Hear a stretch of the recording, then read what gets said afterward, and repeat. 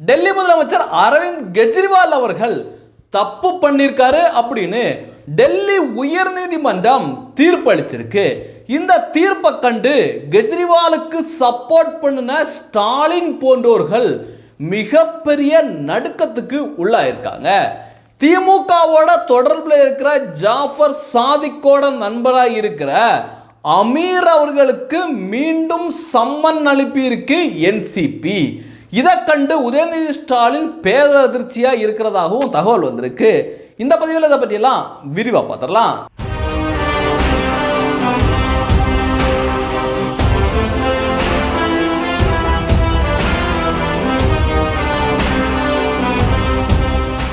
தேசியவாதிகளுக்கும் வணக்கம். டெல்லி முதலமைச்சர் அரவிந்த் கெஜ்ரிவால் அவர்கள் கடந்த வாரம் கைது பண்ணப்பட்டார். அவர் கைது பண்ணப்பட்ட உடனே ஆஹோ ஓஹோ அப்படின்னு இங்க இருக்கிற ஸ்டாலின் முதல் அவர் இருக்கார்ல ராகுல் காந்தி வரைக்கும் தையத்தக்கன்னு பயங்கரமா தரிகடதாம் டான்ஸ் எல்லாம் ஆடினாங்க.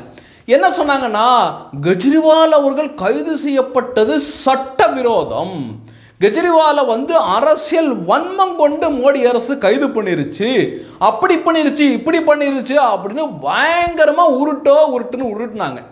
இந்த கெஜ்ரிவால் என்ன பண்ணார்னா, என்னுடைய கைது சட்டவிரோதமானது, நான் ஒரு முதலமைச்சராக இருக்கேன், என்னை இப்படியெல்லாம் கைது பண்ணக்கூடாது அப்படின்னு அவர் கோர்ட்டுக்கு போறாரு, டெல்லி உயர்நீதிமன்றத்துக்கு போறாரு. அந்த வழக்கில் டெல்லி உயர்நீதிமன்றம் சரியான தீர்ப்பு கொடுத்துருக்கு. ஒவ்வொரு சாமானியனுக்கும் சாதாரண மனிதனுக்கும் நம்பிக்கை அளிக்கும் விதமாக அந்த தீர்ப்பு இருக்கு.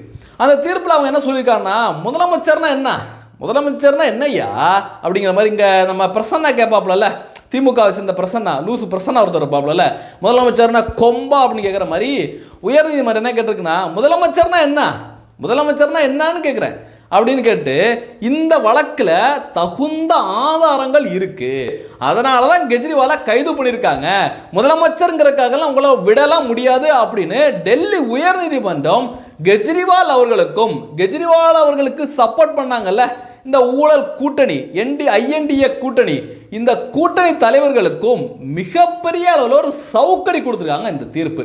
இப்போ முதலமைச்சர் ஸ்டாலின் அவர்கள் கெஜ்ரிவால் கைது பண்ண உடனே ஒரு பெரிய அளவு ஒரு அறிக்கை ஆங்கிலத்தில் யாரோ டைப் பண்ணி கொடுத்ததா போட்டிருந்தாரு. அது கெஜ்ரிவால் அப்படியே சட்டவிரோதமாக கைது பண்ணிட்டாங்க, போனாங்க, ஆச்சு உச்சுன்னு என்னமோ போட்டு டைலாக் போட்டிருந்தாருங்க.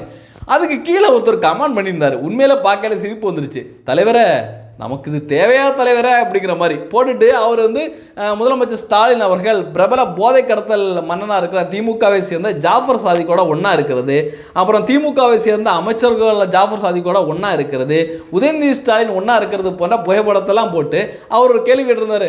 தலைவரே, நமக்கு தேவையா தலைவரே, ரொம்ப அழுத்தி கேள்வி கேட்டீங்கன்னா அடுத்து நம்ம பக்கம் வந்துருவாங்க தலைவரே, நம்ம மேலே ஏற்கனவே பல பிரச்சனைகள் இருக்கு தலைவரே அப்படிங்கிற மாதிரி ஒரு கேள்வி ஒருத்தர் அவர் இந்த கமெண்ட் பாக்ஸில் போட்டிருந்தாரு. அடுத்து இந்த அமீர் விஷயத்தில் மிகப்பெரிய பரபரப்பான திருப்பங்கள் ஏற்பட்டிருக்கு.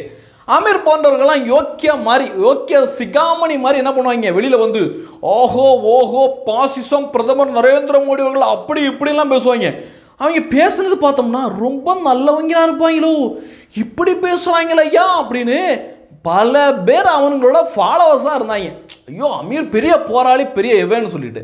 ஆனால் இன்னைக்கு இந்த ஜாஃபர் சாதிக்கோட, இந்த போதை கடத்தல் மன்னனாக இருக்கிற ஜாஃபர் சாதிக்கோட சேர்ந்து பல பேரோட வாழ்க்கையை போதையால் சீரழித்த பணத்தை வச்சு படம் எடுத்திருக்காங்க, ஹோட்டல்லாம் கட்டியிருக்காங்க போன்ற பல்வேறு தகவல்கள் வெளிவந்துட்டு இருக்கு. ஏற்கனவே என்சிபி அதிகாரிகள் அமீரை விசாரணை பண்ணாங்க. அதை தொடர்ந்து அமலாக்கத்துறை இந்த விவகாரத்தில் அமலாக்கத்துறை உள்ள வந்திருக்கு. ஏன்னா சட்டவிரோதமாக பண பரிவர்த்தனை நடந்திருக்கு அப்படின்னு வலுவான சந்தேகங்கள், ஆதாரங்கள் கூட இருக்கு. அவங்க இங்க அமீரோட வீடு, அமீரோட அலுவலகம்லாம் ஃபுல்லா சர்ச் பண்ணி பல டாக்குமெண்ட்டை எடுத்திருக்காங்க. அடுத்த கட்ட நகர்வு என்ன நடக்குதுன்னா, மீண்டும் போதைப் பொருள் தடுப்பு என்சிபி இருக்கு பாருங்க, அவங்க மீண்டும் சம்மன் அனுப்பியிருக்காங்க.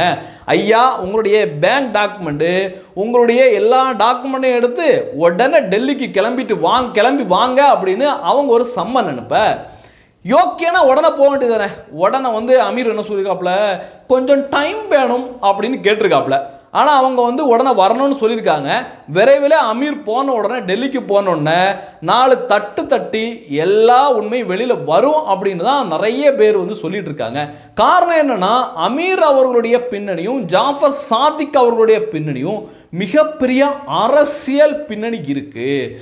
குறிப்பாக திமுகவோட ரொம்ப நெருக்கமாக இருந்தவங்க, உதயநிதி ஸ்டாலினோட ரொம்ப நெருக்கமாக இருந்தவங்க, ஸ்டாலின் அவர்களுடைய ரொம்ப நெருக்கமாக இருந்து அவருக்கு வந்து நிவாரண உதவியெல்லாம் கொடுத்து ஃபோட்டோ எடுத்தவங்க அப்படின்னு தகவலை சொல்லிட்டு வர்றாங்க.